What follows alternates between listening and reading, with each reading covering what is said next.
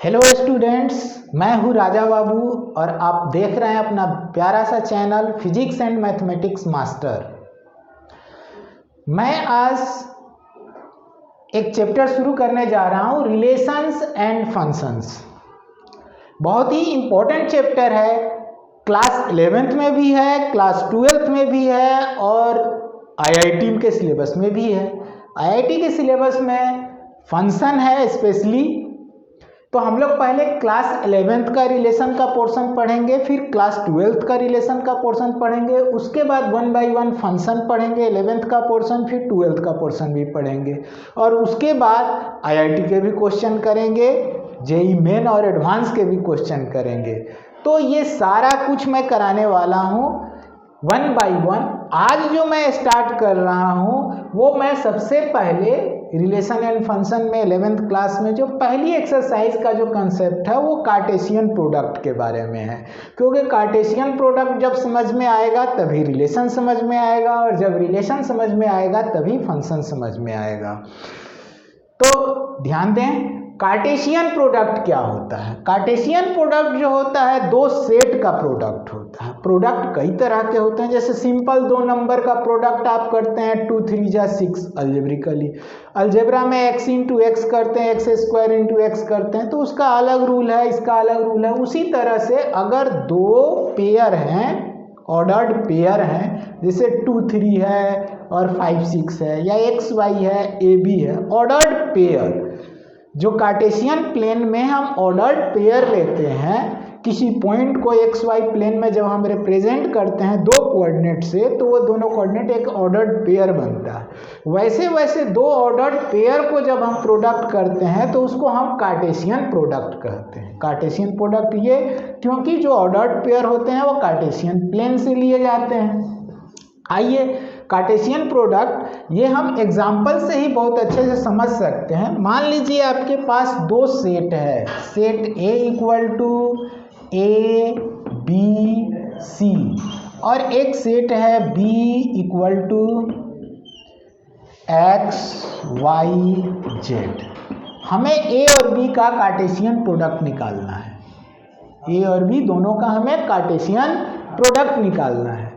तो Cartesian product को हम लिखेंगे कैसे, तो A क्रॉस का साइन दे देते हैं, जैसे क्रॉस प्रोडक्ट होता है लेकिन इसमें वेक्टर साइन नहीं होता, बस इसको हम A कार्टेशियन प्रोडक्ट B पढ़ते हैं।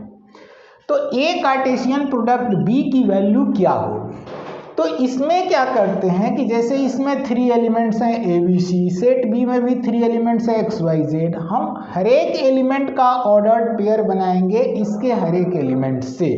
For each element of set A, ordered pair will be made from each element of set B। यानी A का एक ऑर्डर्ड पेयर बन जाएगा X से, एक ऑर्डर्ड पेयर बन जाएगा Y से, फिर एक ऑर्डर्ड पेयर बन जाएगा Z से। उसी तरह से B का एक ऑर्डर्ड पेयर बनेगा X से, B का एक ऑर्डर्ड पेयर बनेगा Y से, B का एक ऑर्डर्ड पेयर बनेगा Z से। उसी तरह C का ऑर्डर्ड पेयर बनेगा X से, C का ऑर्डर्ड पेयर बनेगा Y से और C का एक ऑर्डर्ड पेयर बनेगा Z से। तो A कार्टेशियन प्रोडक्ट B क्या होगा, AX bracket AY bracket AZ। उसके बाद फिर B के साथ BX BY एंड BZ। उसके बाद फिर C के साथ CX CY CZ। इसको ब्रेसेस के अंदर डाल देंगे। ये हो गया हमारा A कार्टेशियन प्रोडक्ट B। अगर ये सेट A है, ये सेट B है, तो A कार्टेशियन प्रोडक्ट B ये है। इसको हम थियोरेटिकली ऐसे लिख सकते हैं कि 10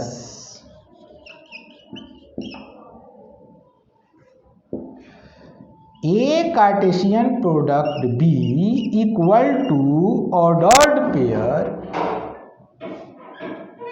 PQ, ordered pair PQ, where P belongs to set A,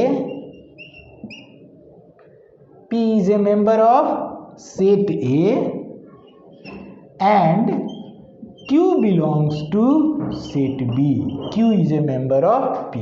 यानी ऐसा सारा ऑर्डर्ड पेयर हम PQ लेंगे जहां P A का मेंबर है और Q B का मेंबर है। जैसे आप देख रहे हैं A जो फर्स्ट एलिमेंट है सेट A का मेंबर है और सेकेंड एलिमेंट जो है वो सेट B का मेंबर है। कभी भी हम कार्टेशियन प्रोडक्ट निकालते हैं तो जो पेयर बनते हैं ऑर्डर्ड पेयर, उनका फर्स्ट एलिमेंट फर्स्ट सेट का होता है और सेकेंड एलिमेंट जो होता है सेकेंड सेट का होता है। तो ये हुई बात। तो ये कार्टेशियन प्रोडक्ट हो गया, ये आप समझ गए अच्छे से। इसके बाद आपको कोई कंफ्यूजन ना रहे इसलिए मैं हर तरह का कार्टेशियन प्रोडक्ट यहाँ करके दिखा दे रहा हूँ। सपोज आपको अगर पूछा जाए कि ए कार्टेशियन प्रोडक्ट ए क्या होगा, ए को ए से ही कार्टेशियन प्रोडक्ट निकालना है, कोई बात नहीं निकाल लेंगे। ए बी सी को ए बी सी से ही कार्टेशियन प्रोडक्ट निकालना है। तो इसी तरह आएगा ए का ए के साथ, ए का बी के साथ, ए का सी के साथ, यानी ए बी ए सी। फिर क्या आएगा बी ए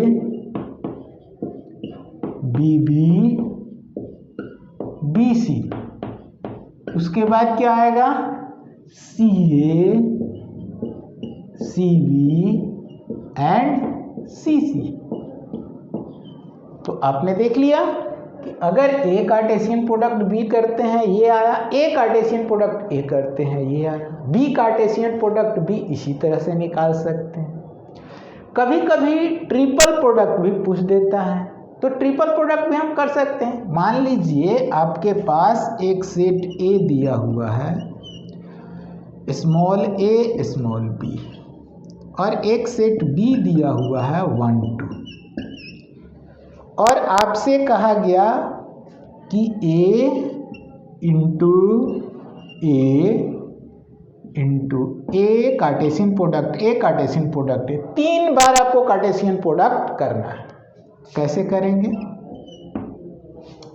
हम पहले ए का कार्टेशियन प्रोडक्ट ए के साथ कर लेंगे। जैसे हमने ए कार्टेशियन प्रोडक्ट ए किया तो क्या आएगा, ए बी को ए बी के साथ, ए बी को ए बी के साथ। अब इसकी वैल्यू क्या आ जाएगी, तो A A B, B A B B, A B, B A B B. ये आ गया।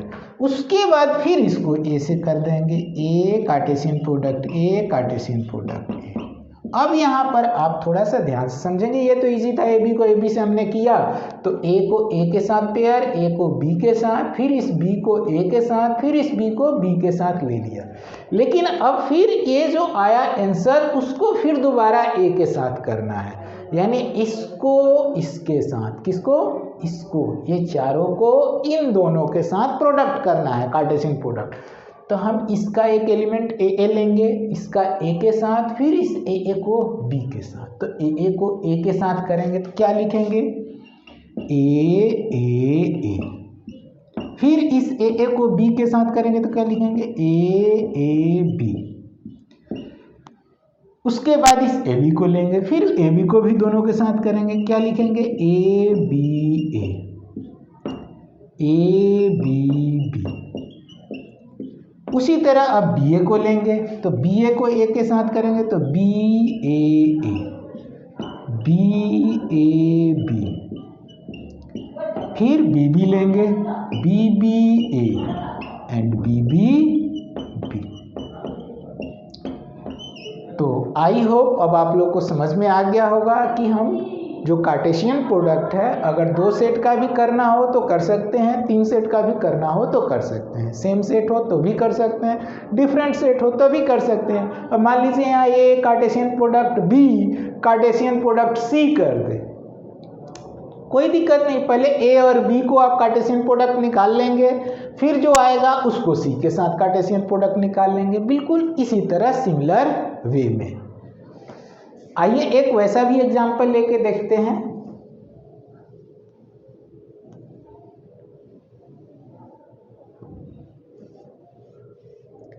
मान लीजिए एक सेट हम सी ले लेते हैं और सी के ये ABC है, XYZ है, और सी क्या है मान लेते हैं, थोड़ा छोटा सेट ले लेते हैं, 1 2 ले लेते हैं, ज़्यादा लॉन्ग हो जाएगा। हमें क्या निकालना है, A Cartesian product B Cartesian product C निकालना है। तो सबसे पहले हम A कार्टेशियन प्रोडक्ट B निकालेंगे। तो A कार्टेशियन प्रोडक्ट B हमारा क्या हो जाएगा, AX हो जाएगा, फिर AY हो जाएगा, फिर AZ हो जाएगा, A का तीनों के साथ हो गया, फिर क्या होगा, BX हो जाएगा, BY हो जाएगा, और क्या हो जाएगा, BZ हो जाएगा, फिर क्या हो जाएगा, C के साथ तीनों का CX हो जाएगा, CY हो जाएगा, और क्या, CZ। तो ये आपने देखा कि A कार्टेशियन प्रोडक्ट B निकल गया। अब हम क्या निकालेंगे, A कार्टेशियन प्रोडक्ट C। तो ये कैसे निकालेंगे, तो A कार्टेशियन प्रोडक्ट का जो आंसर आया है उसको हम C के साथ प्रोडक्ट करेंगे, इसके हर एक एलिमेंट को C के हर एक एलिमेंट के साथ। इसका एक एलिमेंट AX लिए, AX को 1 के साथ, AX को 2 के साथ, फिर AY लेंगे, AY को 1 के साथ, AY को 2 के साथ। लिखेंगे कैसे, देखिए यहाँ AX को 1 के साथ तो क्या लिखेंगे, AX1, AX को 2 के साथ क्या लिखेंगे, AX2। उसी तरह AY को 1 के साथ AY1, AY2। उसी तरह से AZ को 1 के साथ और AZ को 2 के साथ AZ1, AZ2। उसके बाद BX को लेते हैं, तो BX1, BX2, फिर BY को BY1, BY2। उसके बाद BZ को BZ1, BZ2। उसके बाद CX को CX1, CX2। उसके बाद CY को लेते हैं, तो CY1, CY2, और लास्टली CZ को लेते हैं, CZ1, CZ2। अब मैं आशा करता हूं कि आप लोगों को कार्टेशियन प्रोडक्ट निकालने अच्छे से आ गया। अब कुछ कार्टेशियन प्रोडक्ट की प्रॉपर्टी के बारे में जानते हैं कि प्रॉपर्टी क्या होती है।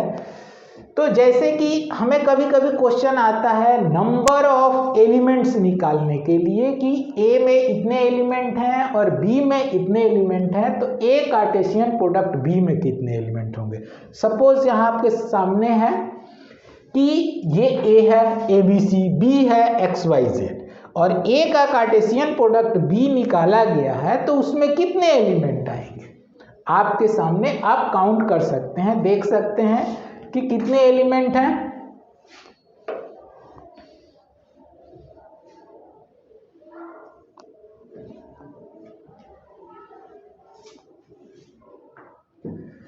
A में 3 एलिमेंट हैं, B में भी 3 एलिमेंट हैं। A कार्टेशियन प्रोडक्ट B में कितने एलिमेंट हैं, 3, 3, 6, 3, 9। तो स्टूडेंट्स जितने एलिमेंट A में होंगे और जितने एलिमेंट B में होंगे उनको मल्टीप्लाई कर देंगे तो A कार्टेशियन प्रोडक्ट B के एलिमेंट्स निकल जाते हैं। अगर number of elements in set A 3 हैं और number of elements in set B 3 हैं, तो number of elements in A Cartesian product B जो होगा वो number of elements in A multiply number of elements in B होगा, यानी 3 multiply 3 equal to 9 होगा। उसी तरह अगर सेट A में 3 एलिमेंट हैं, सेट B में 2 एलिमेंट हैं, तो A और B का कार्टेशियन प्रोडक्ट जो आएगा उसमें 3 2 जा 6 एलिमेंट्स होंगे। अगर इसमें 4 एलिमेंट है, इसमें 3 एलिमेंट है, तो कार्टेशियन प्रोडक्ट जो आएगा उसमें 4 3 जा 12 एलिमेंट्स होंगे। तो ये आपका फॉर्मूला है। अगर आपको कार्टेशियन किसी दो सेट के कार्टेशियन प्रोडक्ट के नंबर ऑफ एलिमेंट्स निकालने हैं, number of elements of A Cartesian product B, तो आपको क्या करना है, number of elements in set A and number of elements in set B को मल्टीप्लाई कर देना है, तो आपका number of elements in A Cartesian product B निकल जाएगा।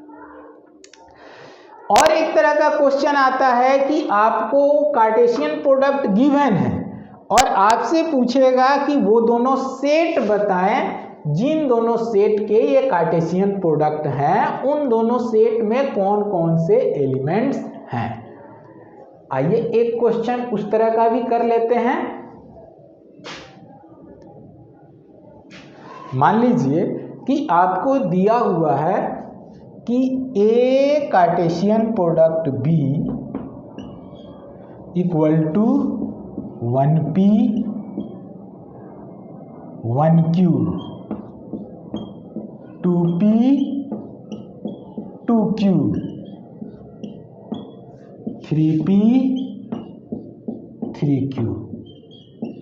ये ए कार्टेशियन प्रोडक्ट भी गिवन है, ये गिवन है और हमें फाइंड आउट क्या करना है कि A equal to what and B equal to what. तो स्टूडेंट्स, होता क्या है कि जो ये फर्स्ट एलिमेंट होता है वो सेट ए का होता है और सेकेंड एलिमेंट जो होता है वो बी का होता है। तो A1 जो है ए का होगा और P जो है बी का होगा। उसी तरह ये 1 जो होगा ए का होगा और Q जो होगा बी का होगा। ये 2 किसका होगा, ए का होगा और P किसका होगा, बी का होगा। फिर ये 2 किसका होगा, ए का होगा और Q किसका होगा, बी का होगा। उसी तरह ये 3 ए का होगा और ये P किसका होगा, बी का। ये 3 किसका होगा, ए का और ये Q किसका होगा, बी का। तो आप इसको आंसर कैसे लिखेंगे वो मैं बता रहा हूँ कैसे लिखेंगे।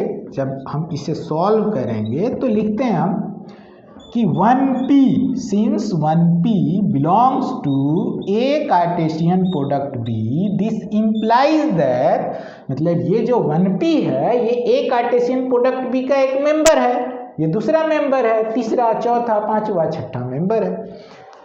तो इसका क्या मतलब निकलता है, इसका मतलब ये निकलता है कि 1 ए का मेंबर है और P किसका मेंबर है, बी का, यानी 1 belongs to A and P belongs to B. इसी तरह से फिर हम दूसरा एलिमेंट ले लेंगे 1Q, ये भी ए कार्टेशियन प्रोडक्ट बी का एक एलिमेंट है। तो इसका क्या मतलब निकलता है कि 1 किसका एलिमेंट है, ए का, एंड Q किसका एलिमेंट है, बी का। इसी तरह से हम एक और ले लेते हैं 2p, 2p किसका एलिमेंट है, ए कार्टेशियन प्रोडक्ट बी का एक एलिमेंट है। 2 किसका एलिमेंट होगा, ए का, और P किसका होगा, बी का। इसी तरह से हम और भी निकाल सकते हैं, 2Q ले लेते हैं, 2Q। तो अब ज़्यादा लेने की ज़रूरत नहीं है, हमें पता चल गया, नहीं 3P है एक, 2Q, इसके बाद एक 3P है, 3Q है। तो इसी तरह से आप निकाल सकते हैं, सारा एलिमेंट्स निकाल सकते हैं। और सारा निकालने के बाद डैश डैश डैश ऐसे करने के बाद एक 2Q belongs to A Cartesian product B implies that 2 belongs to A and Q belongs to B. उसी तरह ये 3P का ले लेंगे तो 3A का मेंबर हो जाएगा, belongs to A Cartesian product B. तो 3 किसका मेंबर हो गया, ए का, एंड P किसका मेंबर हो गया, बी का। तो P Q तो B के मेंबर है, इसमें भी Q B का मेंबर आएगा और 3A का। तो आप कोई न्यू एलिमेंट्स मिलने वाले नहीं है, इसलिए इसके आगे हम छोड़ सकते हैं। और हम क्या लिखेंगे, देयरफॉर A इक्वल टू क्या आ गया, तो A में क्या क्या मेंबर है, 1 2 और 3, 1 2 3, और B में क्या क्या मेंबर है, P Q। तो ये हमारा आंसर हो गया, ठीक है। एट लास्ट मैं एक बात और बताना चाहूँगा कि ऑर्डर्ड पेयर अगर 1 2 है कोई ऑर्डर्ड पेयर और एक ऑर्डर्ड पेयर 2 1 है, तो ये दोनों इक्वल नहीं हैं, ये दोनों इक्वल नहीं हैं। दो ऑर्डर्ड पेयर तभी इक्वल होते हैं जब दोनों के फर्स्ट एलिमेंट भी इक्वल हो और दोनों के सेकेंड एलिमेंट भी आपस में इक्वल हो। 1 2 2 1 के कभी इक्वल नहीं हो सकता। हाँ, 1 2 इज इक्वल टू 1 2। इस पर बेस्ड क्वेश्चन भी आ जाता है, जिसे क्वेश्चन आ जाएगा कि एक ऑर्डर्ड पेयर है xy इक्वल टू 3 5, तो x की वैल्यू क्या होगी और y की वैल्यू क्या होगी। तो इसी डिफिनेशन को अप्लाई करेंगे कि दो ऑर्डर्ड पेयर तभी इक्वल होते हैं जब फर्स्ट एलिमेंट के इक्वल हो और सेकंड एलिमेंट के इक्वल हो। तो अगर ये इक्वल हैं, क्वेश्चन कह रहा है कि ये इक्वल है, तो इक्वल है इसी शर्त पर इक्वल है कि ये x किसके इक्वल होगा 3 के एंड y किसके इक्वल होगा 5 के। तो कार्टेशियन प्रोडक्ट से रिलेटेड जितनी भी बातें थी वो मैंने बता दी। अब नेक्स्ट वीडियो में मैं कुछ इसके एनसीईआरटी के क्वेश्चन कराऊंगा और बाकी क्वेश्चन आप लोग भी सॉल्व करेंगे। अगर कोई डाउट होगा तो आप कमेंट में देंगे, मैं उसे सॉल्व करूंगा। Thank you for watching my video. और वीडियो अच्छी लगी हो तो इसे लाइक शेयर और सब्सक्राइब जरूर करें और नेक्स्ट बेल आइकन को भी प्रेस कर दें ताकि आपको जब भी मैं न्यू वीडियो बनाऊं तो आपको नोटिफिकेशन मिल जाए। Thank you again.